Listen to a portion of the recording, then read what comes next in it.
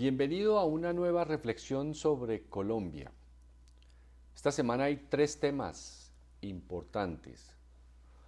El uno se refiere a la crisis alimentaria de Colombia que surgió en las noticias de ayer del Fondo de Alimentos de la ONU. El otro es la financiación irregular de la campaña de Gustavo Petro para la presidencia. Y el otro es la reforma pensional. Comencemos por la crisis alimentaria que los medios y noticieros de Colombia tradicionales la han querido presentar como que la primera vez que Colombia ingresa a una lista de crisis alimentaria. Es decir, antes de este año, en Colombia, por lo menos bajo esos estándares, no había hambre. Ellos mismos, con sus cámaras, con sus editores, con su poder político que tienen y económico, nos han presentado en el pasado una Colombia que no tenía sino los problemas que tiene todo el mundo y que cada país los resolvía más o menos bien. Es decir, antes de este gobierno no había hambre. Con este gobierno, en los menos de 2 años que lleva, se acabó la comida de los pobres.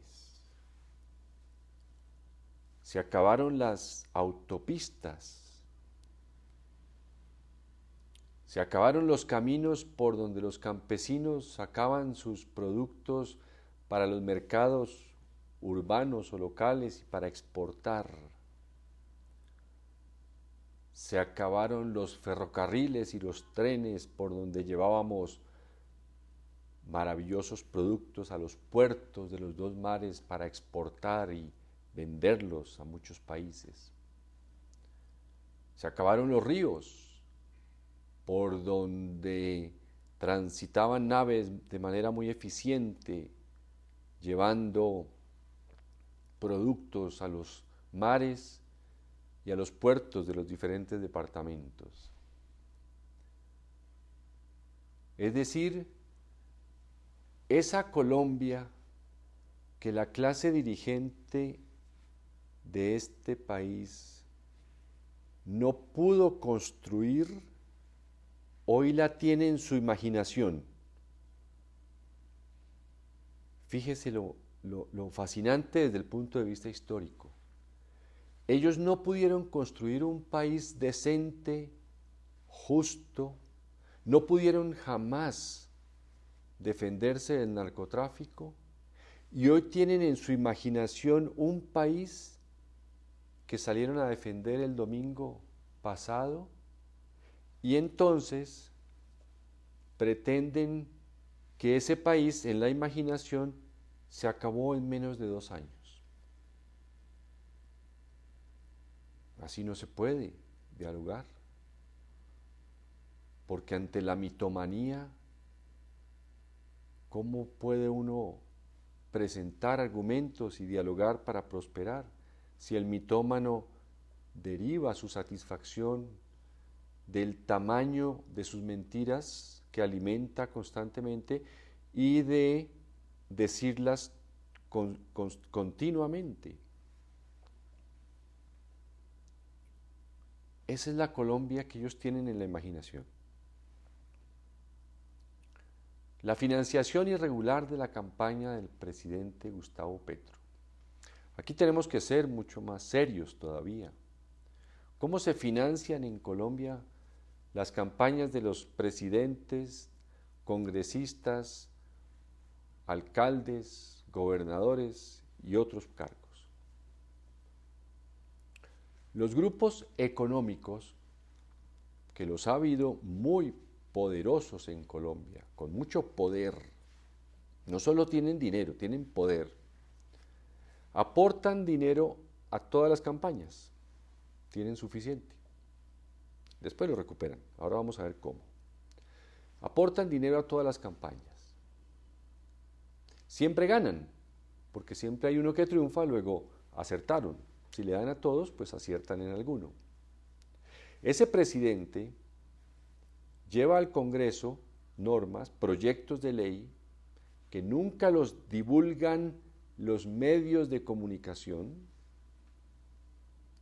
Lleva proyectos de ley, o el mismo Congreso saca proyectos de ley, elabora proyectos de ley, para llevar beneficios a esos grupos que les dieron el dinero para su campaña,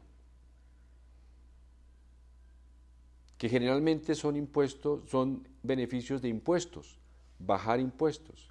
Y como ellos calculan muy bien, o mejor dicho, es lo que mejor saben calcular, cómo acumular, entonces ya saben la ley que hay que pasar, que hay que aprobar, para que a la vuelta de 2, 3 años recuperen esa cantidad de dinero que le dieron a todos los candidatos para elegirse.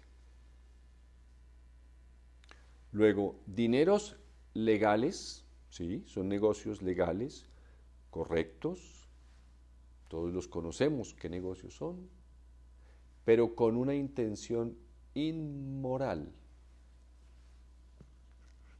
porque es para beneficiarse, prácticamente que es como para tener un presidente que le haga a uno las leyes que uno necesita.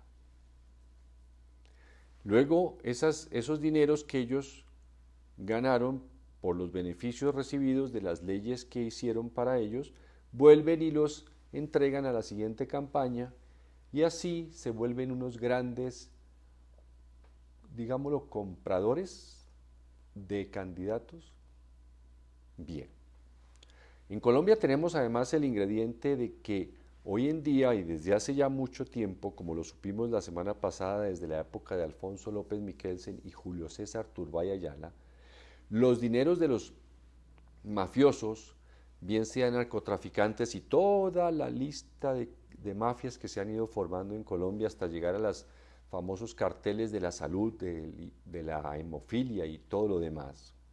Esos que sí son dineros ilegales también los usan para financiar campañas, para pagar las campañas.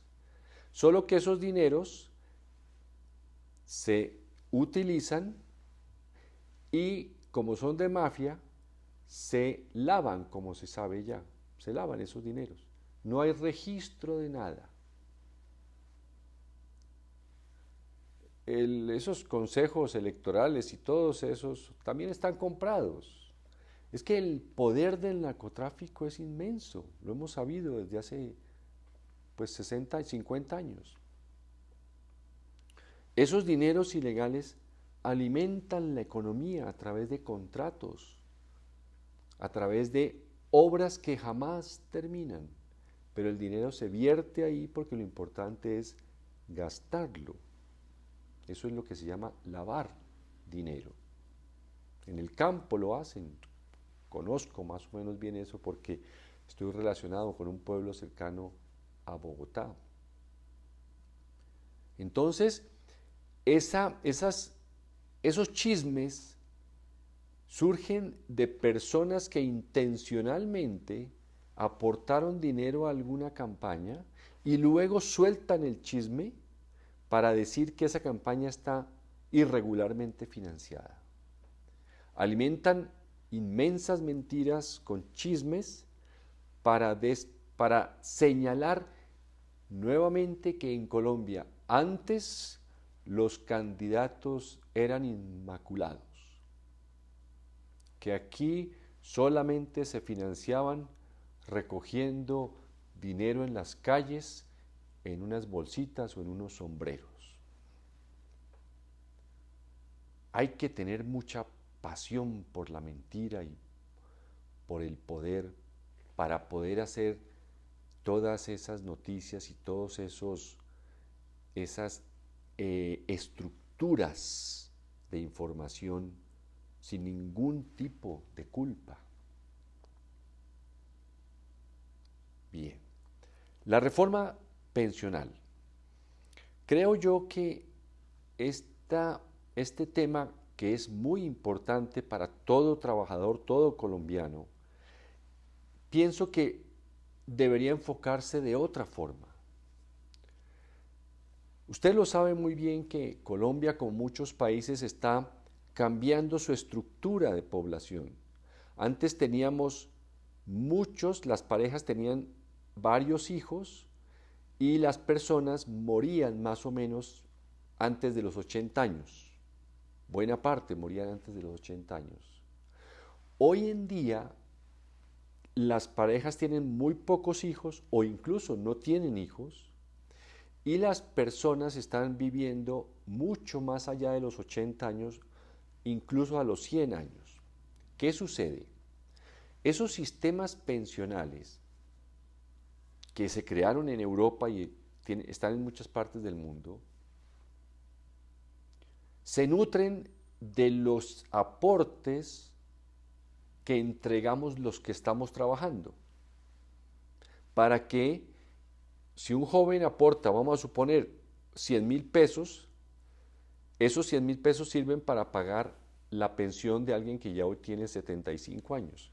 Pero si cada vez va a haber menos jóvenes y los mayores cada vez duran más tiempo, es natural que esa forma de acumular dinero para mantener a los pensionados tiende a acabarse. No hay sistema pensional que se pueda sostener en el tiempo frente a esta transformación de las poblaciones que está pasando en todo el mundo. ¿Qué pienso yo que debe suceder? Debemos salirnos de esa discusión pensional, ingresar al mundo del trabajo y la educación, preparar a los jóvenes para que tengan y se preparen, se mentalicen para vivir 2 etapas productivas de su vida.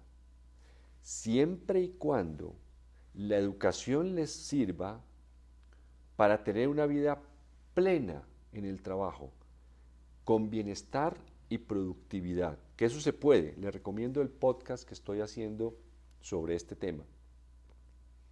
Si las personas comenzamos nuestra vida laboral realizando un trabajo que reclama lo mejor de nosotros, nuestras fortalezas, si contribuimos desde lo mejor de nosotros, si tenemos jefes que precisamente promuevan ese trabajo y no jefes que torturen a las personas como está pasando, hay una crisis mundial de liderazgo. Por eso es que las personas quieren pensionarse, porque no quieren volver a tener un jefe, como los que han tenido en su vida laboral. Fíjese usted que en Francia tratan de aumentar solo 2 años la edad antes de pensionarse y las personas se hacen matar en las calles, porque es que soportar un mal jefe 2 años más es una tortura. Pero si uno ha tenido una vida laboral satisfactoria, simplemente transita, se pensiona, sí, o se jubila, pero transita a una segunda etapa productiva, se preparó para ella y de esa manera continúa siendo productivo a un ritmo diferente, por supuesto, tiene más edad, tiene otros intereses también ya, pero sigue estando activo en la sociedad. Creo yo que esa población que está comenzando a crecer después de la tradicional edad de jubilación hasta los 85 años es la gran reserva económica de los países. Si nos fijamos en esa población, muy seguramente llegaremos a una fórmula de pensiones muy diferente, mucho más ajustada a la realidad que estamos comenzando a ver y que veremos por muchísimos años. Muchísimas gracias y hasta la próxima reflexión.